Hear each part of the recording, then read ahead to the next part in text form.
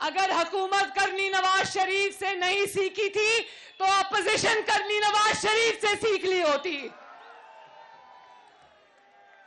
कहते थे कि पहली बार टक्कर के लोगों से पाला पड़ा है। टक्कर के लोग जमीन पर बैठ के बच्चों की तरह रो रहे हैं। 2-2 घंटे की गिरफ्तारियों में जिस तरह बच्चों की तरह ये बिलक बिलक के रो रहे हैं, कसम से तरस आता है इन लोगों के ऊपर। टैंकों के आगे लेटने का दावा करने वाले बार बार बिलक बिलक के रो रहे हैं। टीवी पर देख रहे हो ना। पहली बार बेफैज हुए हैं। क्या पहली बार बेफैज हुए हैं?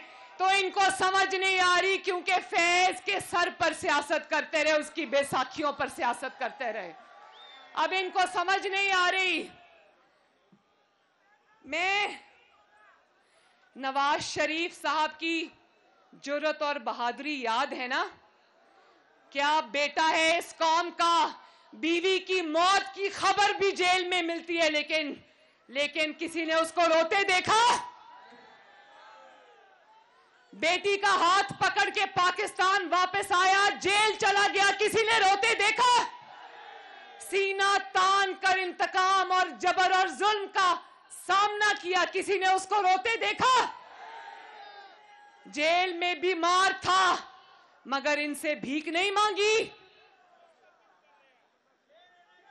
बेटी को बाप के सामने गिरफ्तार किया, किसी ने नवाज शरीफ को रोते देखा?